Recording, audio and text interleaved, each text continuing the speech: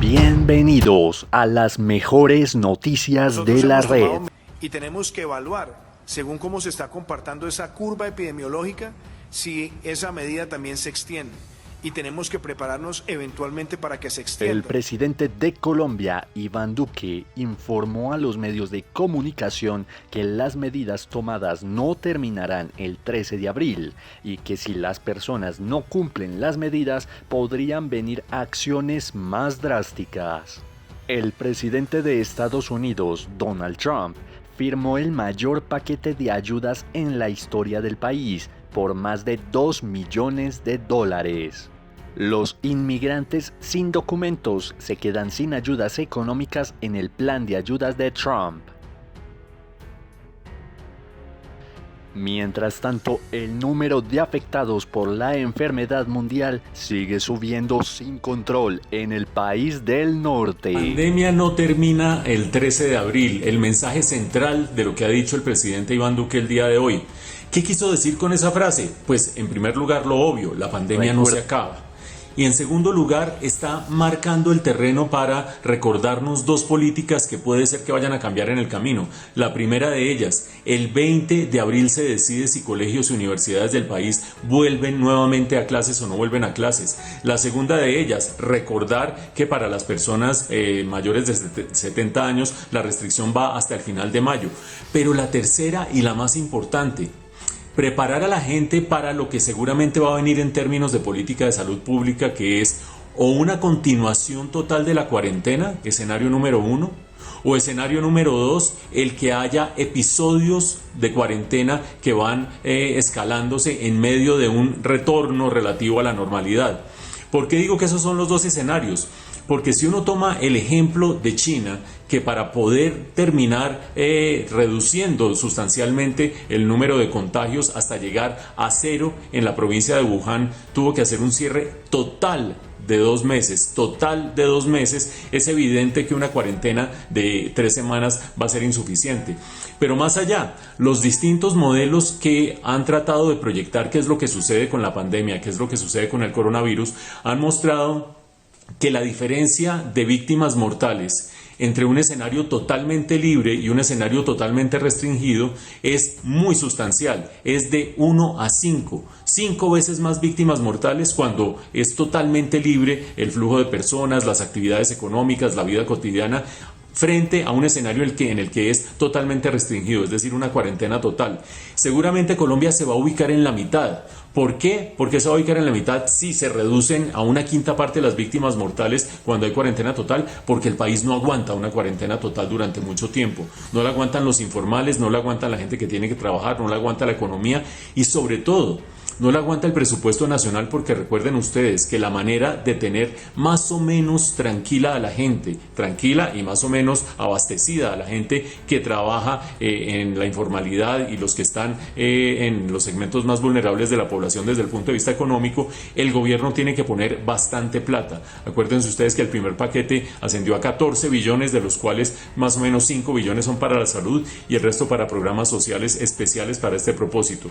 Como el gobierno no tiene de dónde más sacar plata para poder encarar esa situación, seguramente no podría mantener una cuarentena constante más allá de 3 semanas o 4 semanas, sino que quizás lo haga escalonadamente. Y fuera de eso, la economía no lo podría aguantar, y lo que seguramente vamos a tener en adelante cada vez más es esa discusión que ya Estados Unidos está teniendo gracias a las posiciones de Donald Trump, y es el verdadero dilema moral de cuánto está dispuesto a soportar una sociedad de víctimas mortales con tal de tratar de proporcionarle una vida más o menos normal al resto de la población.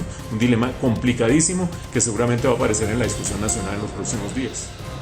Estados Unidos, el presidente Trump hizo lo propio. Hoy firmó el plan de estímulo económico como respuesta a la crisis por el COVID-19. $2 billones aprobados.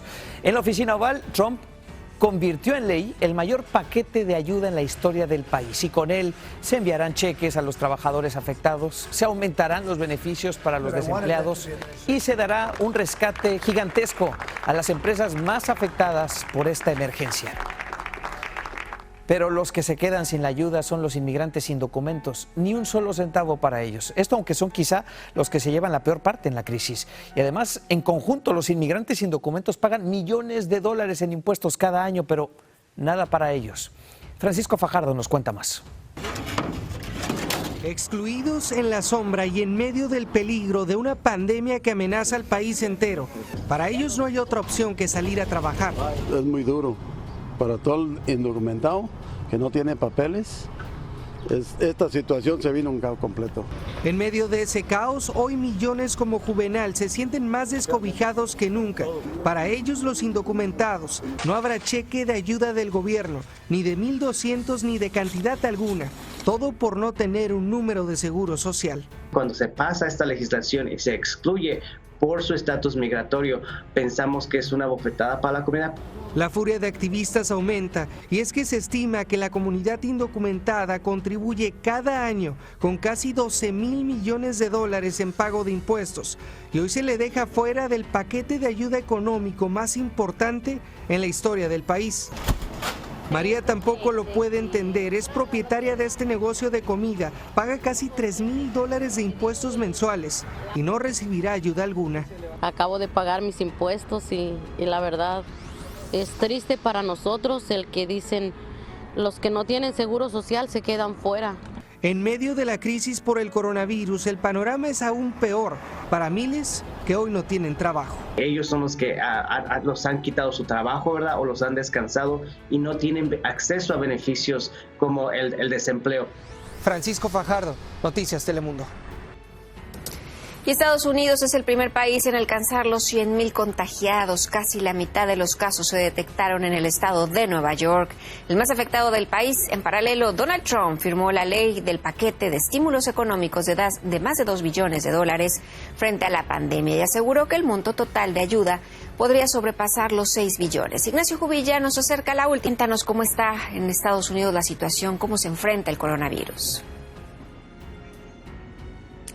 ¿Qué tal, Betsabe? Bueno, en un clima distendido con elogios recíprocos además entre él y sus propios funcionarios por cómo están manejando la pandemia del coronavirus desde la Casa Blanca, Trump firmó entonces este acta y confirmó que se trata del mayor plan de ayuda económica en la historia de los Estados Unidos. Más de $2 billones que según anunció serán distribuidos ya inmediatamente para asistir a trabajadores y a empresas en un intento por contrarrestar las consecuencias de la paralización económica. Y a lo que hay que sumarle los 4 billones en préstamos que ya había anunciado la Reserva Federal. Vamos a escuchar al presidente de los Estados Unidos cuando hacía el anuncio de la firma de esta ley.